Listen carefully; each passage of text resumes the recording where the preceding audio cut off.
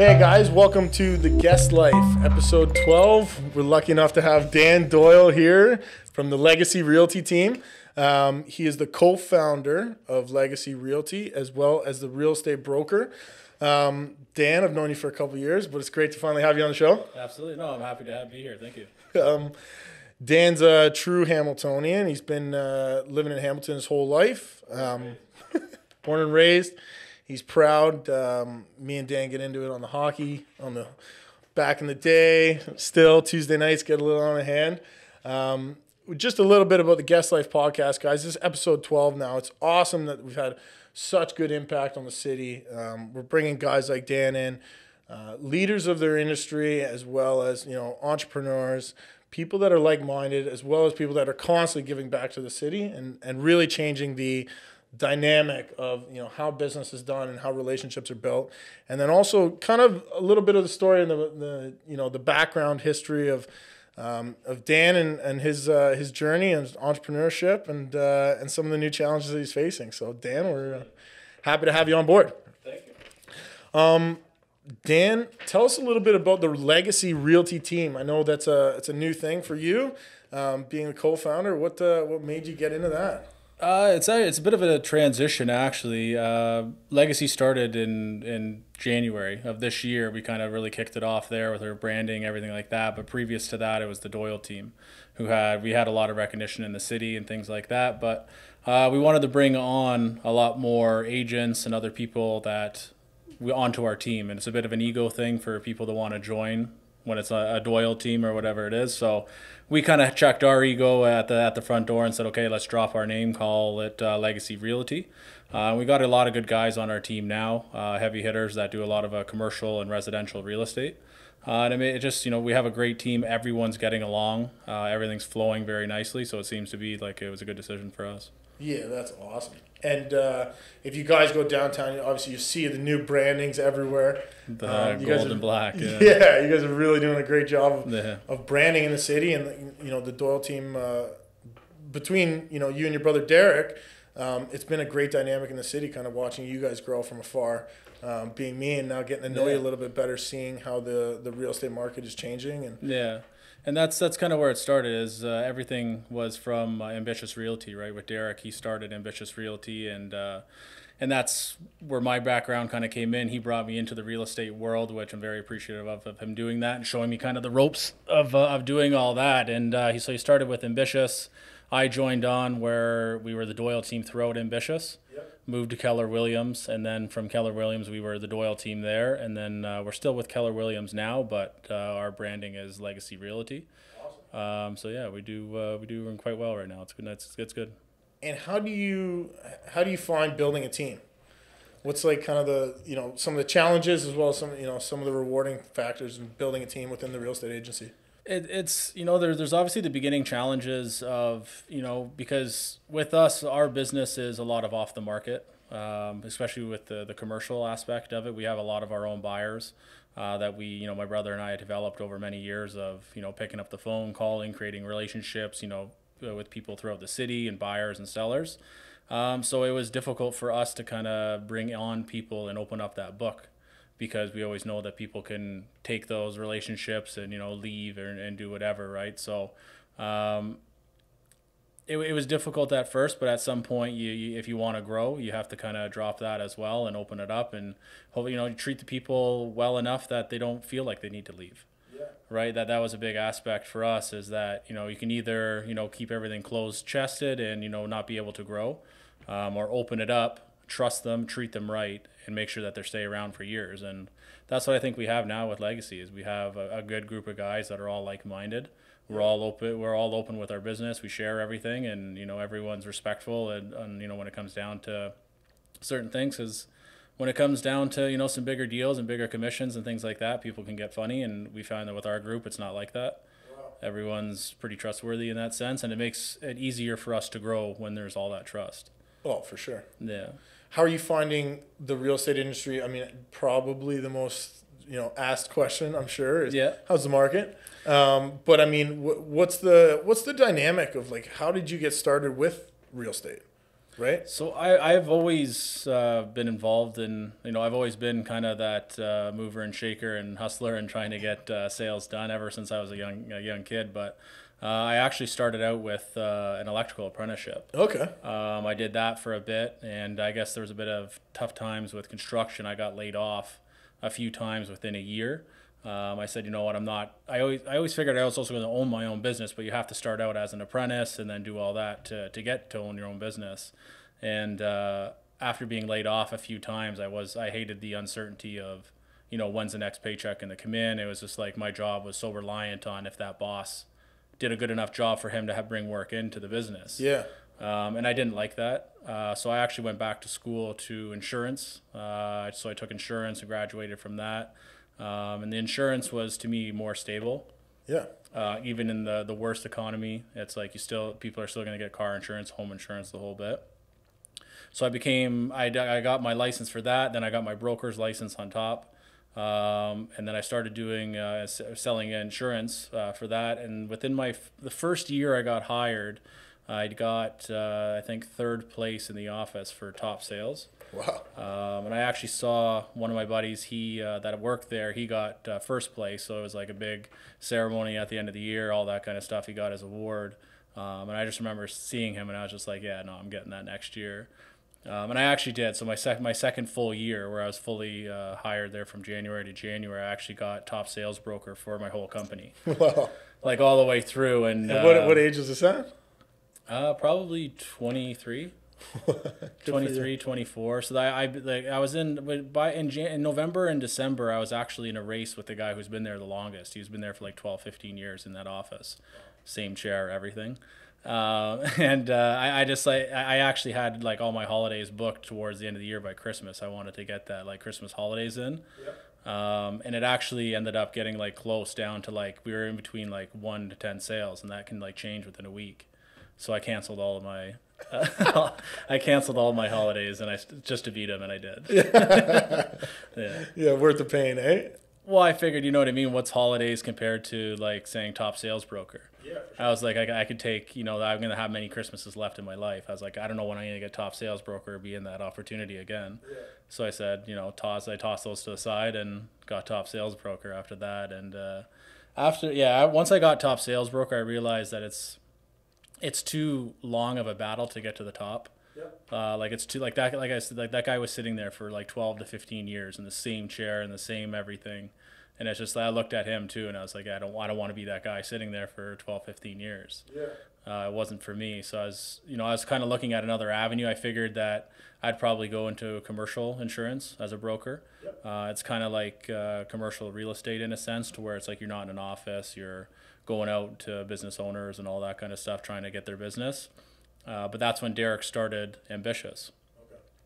So he needed, some support on his side and things like that to run the business, to like have run his real estate business, but then he was also running the brokerage. So he was kind of busy at that point. He's like, why don't you come get your real estate license? And I was like, like that's kind of your gig. It was like a pride thing. I was like, I didn't want to seem like I had the little brother, like riding the older brother's coattails in a sense. Yeah. So I kind of like said no and all that, and he's like, well, what are you making? And I told him what I was making, and he's like, I could probably do that. I could probably do that for you in 3 months. And I said, okay, where do I'm done. I don't care about the pride. You know what I mean? Sign me up. So I got my license, went and got my broker's license very shortly after as well. So I'm a broker now, and then we've been working together side by side for like 5.5 years now for me. Oh wow. Yeah. So what's the difference, just for people listening, because I don't know, between like a real estate agent and a real estate broker? There's not much difference. It's not like it holds you back from selling anything. It's more of, a different recognition. Like you went to, a further part of schooling, a further part of testing, you know what I mean? You paid the money to do all that. So it's just, a little bit further, but, some of the biggest agents in Hamilton are just real estate agents. Okay. What the brokerage does is it actually allows you to also become a broker of record, which is basically a manager of a brokerage. You manage all the agents and, compliance and all that. Okay. And then it also gives you the ability to open up your own brokerage. Okay. So as a sales agent, you can't be a broker of record, and you can't open up your own brokerage. Okay.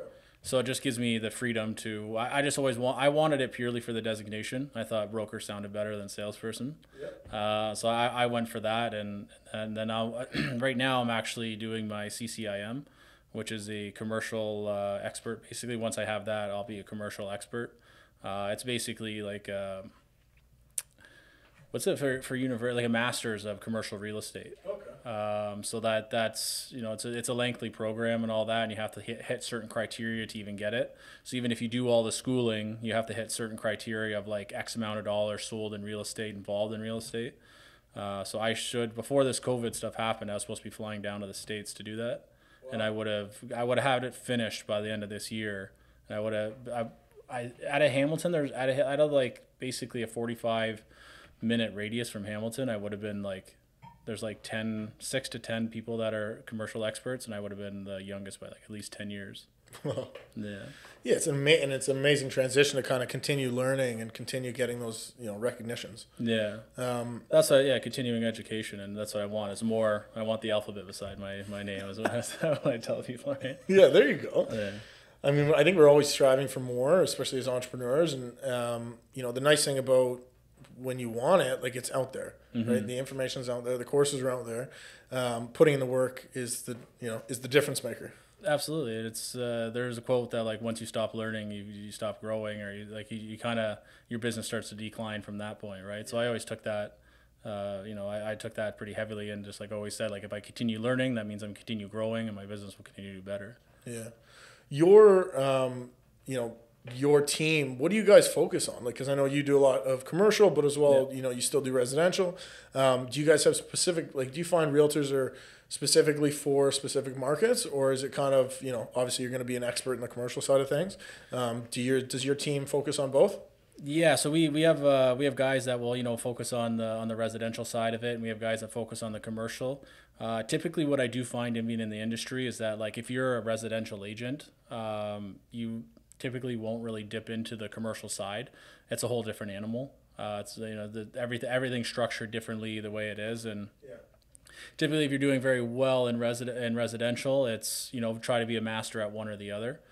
When you're in commercial, you typically will do majority of commercial, say like 85% commercial, and then like 15% of the residential. Yeah. And that's kind of where I am, where I do a lot of commercial, but like friends, family, of referrals that come in, it's like I want to help them on the residential side, right? It is two different animals, but I do definitely still enjoy dealing with the personal aspect of residential, because commercial is pretty cut and dry. Like, if the numbers make sense, they're interested. If they're not really caring about the color of the carpet or whatever that is, right, in the building. Yeah. And what would be your ideal client as a commercial? I mean, people that have money and want a space, but like, how do you find clients? Just creating relationships. We a lot of it at the beginning when I first started. Derek was some help and some guidance and all that, but it was more like pick up the phone. It wasn't like, he wasn't like feeding me clients and all that kind of stuff. He wasn't, just giving me everything up front. It was, pick up the phone, call people, call business owners, create the relationships, which I have over the 5 years, right? So now it's just a matter of, linking all the buyers that I have to all the sellers that I have, right? They have the properties, they have that, and it's like, okay, who wants this one, right? Not everyone wants that one, but like, it's just linking it, right? And I just continue to do that. And then now the pool of buyers and sellers are so big that we can usually facilitate all the sales in-house. That's amazing. Yeah, a lot of about 85% of our business is completely off the market. Like it won't hit MLS. It won't be advertised in a sense. It's we'll contact one of our clients, or he'll contact us and say, hey, we're interested in selling, and we'll bring our buyer right to that property. Wow. We don't necessarily need to have it on the market. Well, and it just makes things smoother, correct? And it does, because what that does is you know the seller, the buyer. If something is on MLS, there's another agent involved, and then there's another buyer, or whatever the case may be. Yep. And you don't know who that person is. You don't know if that agent qualified them to actually bring them to the property and they can afford it. They don't know if it's their very first time buying a commercial property. There's a lot of hoops to jump through to be able to have that property come to a point of closing. So some people just don't have the stomach for it. there's a lot of ups and downs. Like there's a lot of, everything's going well, and then all of a sudden it doesn't. And we found that, the experienced guys and the guys who've been through the game quite often, they know that these things are coming up. They prepare for them. And when, big things do come up, it's more of an adjustment instead of like backing off, I'm scared. So like we have those guys, and, we know who are good buyers and good sellers and things like that. And we usually typically deal with guys who are, easy going in a sense, right? And those are typically the best guys to deal with. But at the same time, it's, we'll deal with anyone who's willing to buy or sell, right? Yeah, exactly. I mean, I think in any industry, you're trying to find a great, you're not just offering a great service, but, you want to have a good client that respects that and kind of, appreciates all the hard work you're going to put in for them as well. Not just kind of lowest price gets it and, trying to take advantage of you. Yeah, we're an industry that's a little bit different, right? Like if you talk to your lawyer or accountant or whatever it is, they're usually hitting the clock, and it's like you're being paid. They're paid to, you're paying for them to even have that conversation, or any work that they do. To where real estate, it's like we could be 3-4 months into a deal, and then it just falls apart. Like we don't get paid for like 3-4 months for like all those hours that we put into it, right? So you want to make sure that you're dealing with, people that are reputable and, that have the experience to be able to close deals and know what to expect as going through the conditional periods. It's a huge event, It is. And your marketing, because you guys do marketing for them as well. It's everything, right? Yeah. So it's like, it's not just that we don't get paid. It's like we're actually at a loss of thousands of dollars if somebody, gets cold feet and just doesn't want to close the deal. Yeah. Right. So it's you just have to, but sometimes you just got to have faith in people too. Yeah, for sure. Yeah. you gotta put it out there for sure. You have to have faith in people, because sometimes people will surprise you. So. Yeah, and it's always said like the car salesman, the guy that walks in without, ripped jeans on and stuff like that. If everyone has to give them the same service. Right? Yeah. Everybody's equal, and give them the same opportunity, and you don't judge a book by its cover. I found that was actually like one of the biggest things that when I first started, is I always thought the business people are, the suits, the nice cars and all that kind of stuff. And not everyone, but a lot of the, the more wealthier guys that we do deal with they're very casual. Yeah. You wouldn't think that, they're able to buy some of the buildings that, that they are buying, but that's just the way that they are. That's their personality, is they're down to earth and they're very easygoing and things like that. And it's like, I've learned that from at very early stage, is like, always treat everyone as a buyer and always treat everyone as a seller, no matter what they look like. Yeah. Always open the door. Always, yeah. No, don't judge a book by its cover, right? Yeah.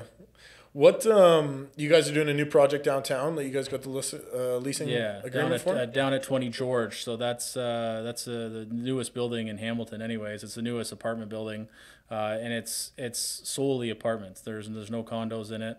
Really? 242 units. That's, without even a biased opinion, I do think it's the best apartment in Hamilton, by far.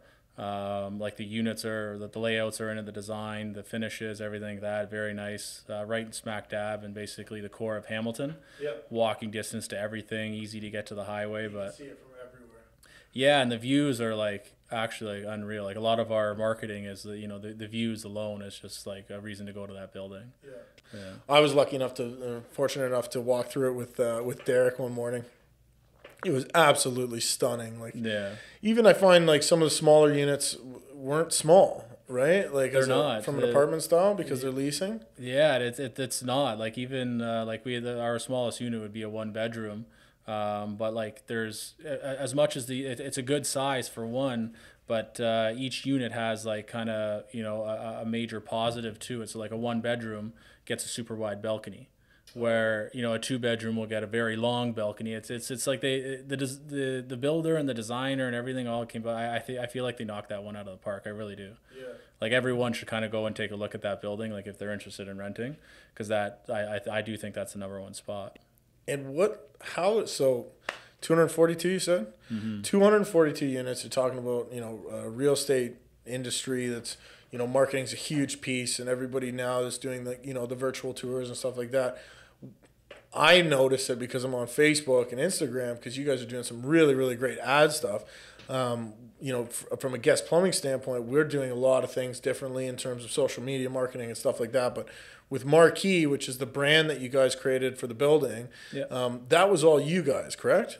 Yeah, like we had obviously Derek and I aren't like marketing gurus and all that kind of stuff. Like we reached out to people and we collaborated with it.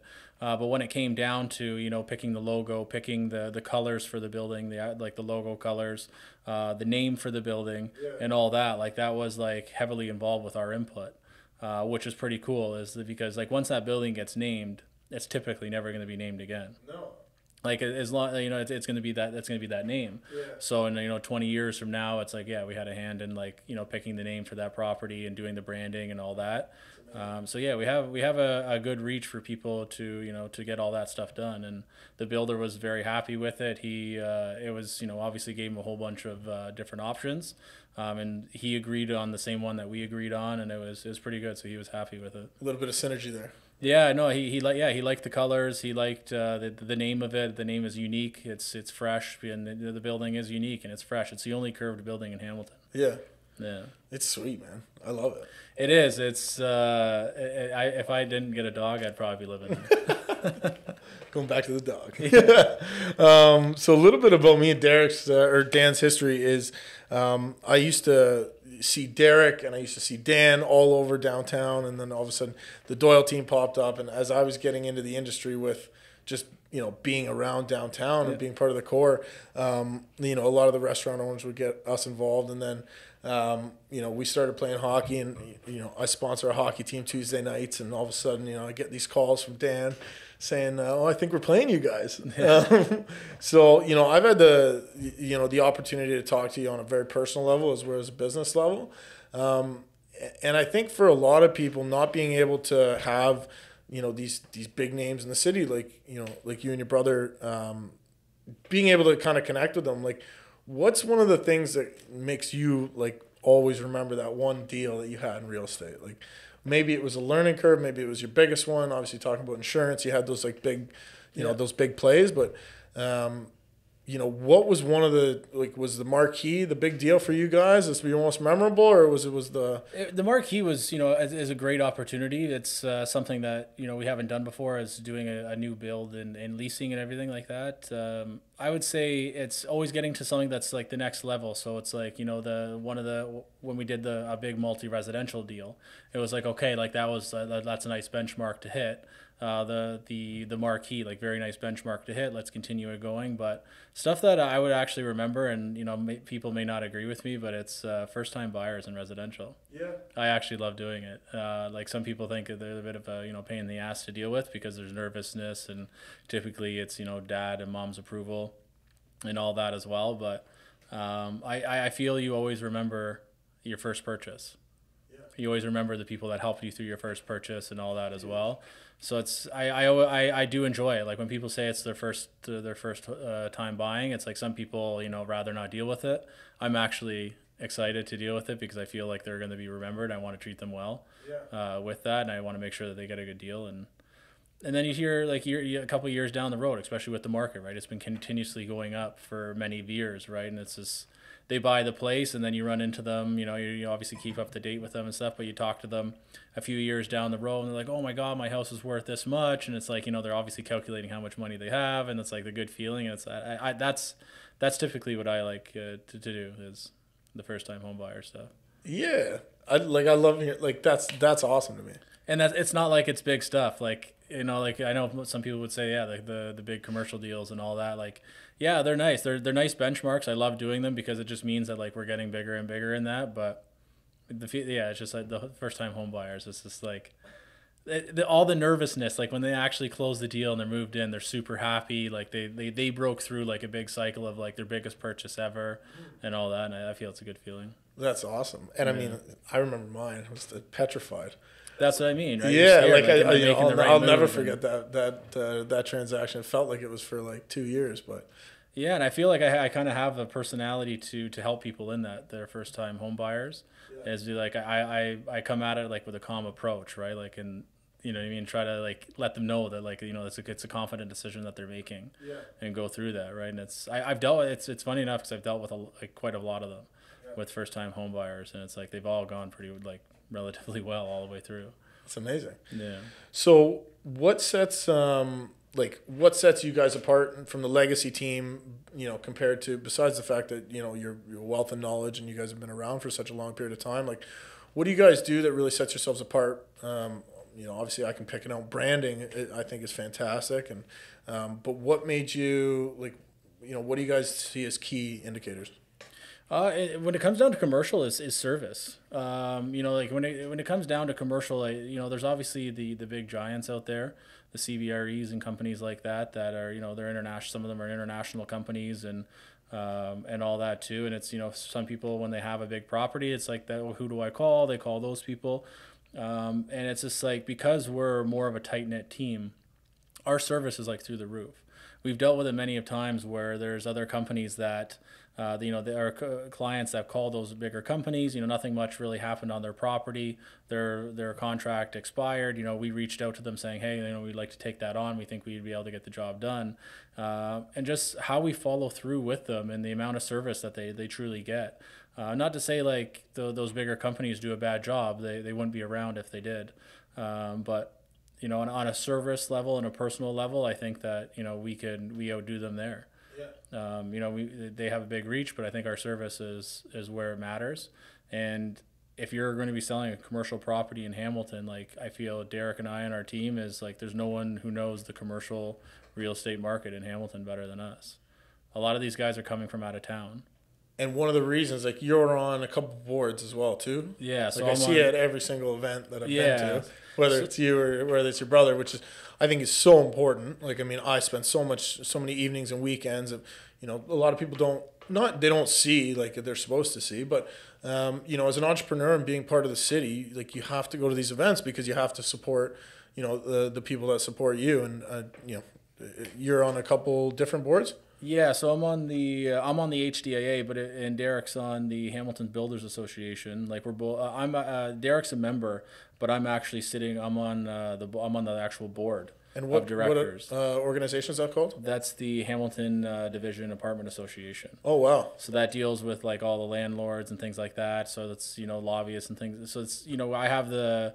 We kind of get the first information on, things that are changing throughout the apartment and multi-residential industry and things like that. And on my board, I sit with all different walks of people, like some people that are very high up in the banks, people that, large multi-residential property management companies. Yep. And all that. So it's, I get to, ask them questions as much as I possibly can because they're much bigger than I am.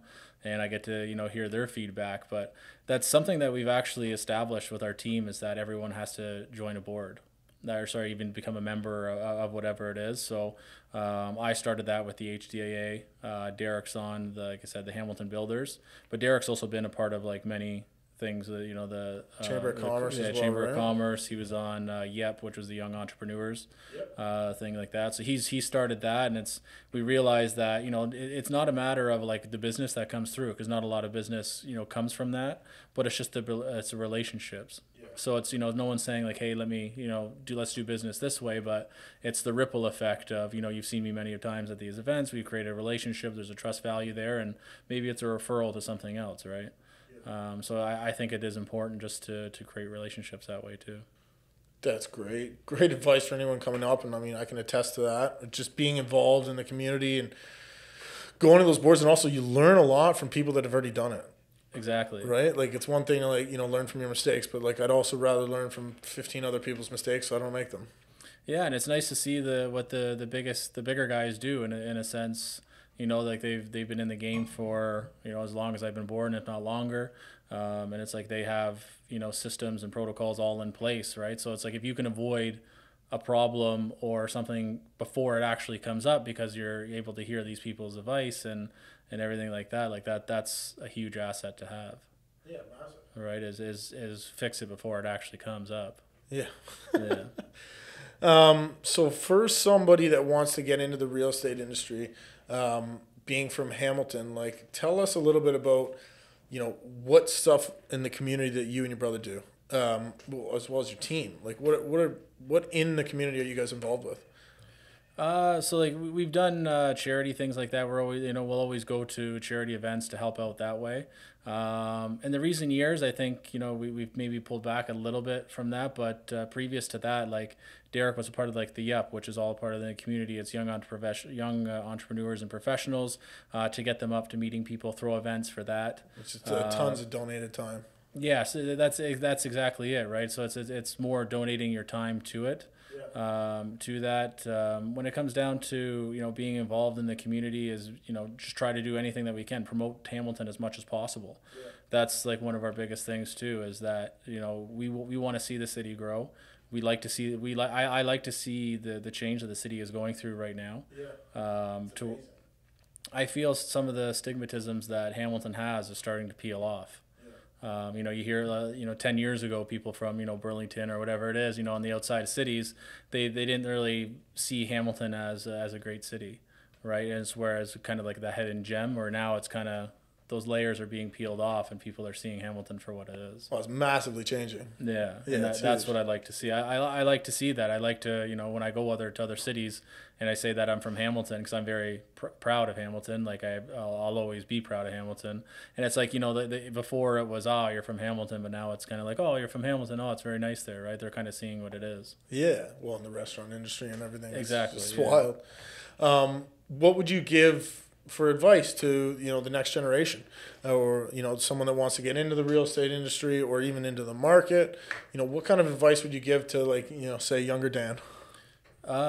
To me, see, that's one thing that I wish I would have done, is started in real estate even earlier than I did. Yeah. So I've been in it like 5.5 years or so. So I think it was around 26 when I actually got my license. Oh, okay. I wish I would have done it at like 20. Because I do think it's the best industry to be in a sense, if you do like sales. I think there's really no limit on it. There's many different avenues of sales and cars and all that. And it's I feel with real estate that there's no limit, and the people that you're dealing with on top of that is professionals, and to be able to talk with these people and rub shoulders with them and all that. So to get in at an absolute early age, I think is key. And to have to be a little bit fearless, because it's not necessarily easy to deal with, to kind of approach someone who is able to afford some of these properties. You feel that maybe they're on another level, but if you are fearless and kind of talk to them, you realize that they're just average people. They're just a lot smarter than you to be able to get to that level, and as you get to learn off them again. And then with me, I find that is kind of leaving your ego at the door. You are still in the service business. So a lot of people, not a lot of people, but there's people out there, salespeople out there that they have the ego. I'm not going to do that. I'm not going to do this. And all that. But to me, I check my ego. I don't care. I rather be down to earth. And you're still in the service business, so provide service to them. Yeah, well, it's amazing. Yeah. It's so great to have you on the show, Dan, and just kind of hear your story and kind of hear how the Legacy team is taking over. Having me here, yeah. For everybody listening, we'll have all Dan's, Dan and the Legacy Realty team come up on our page, and all their stuff for Marquee as well, if you guys want to even just take a look and check it out. One of the questions we always ask, and I think, big thing, like Dan said, how can you start earlier? A lot of that can be, if you're not into certain industries, is fear. So what we always want to ask is, why not me and why not now? And I think that could be taken on a lot of different avenues of life, whether it's fitness, health, but definitely in business and entrepreneurship. So remember, everybody, tuning into the Guest Life podcast, you're going to get some great some great information from some great people, especially from Hamilton. And we want to thank Dan for being on the show. I appreciate it. Thank you for having me. All right, guys.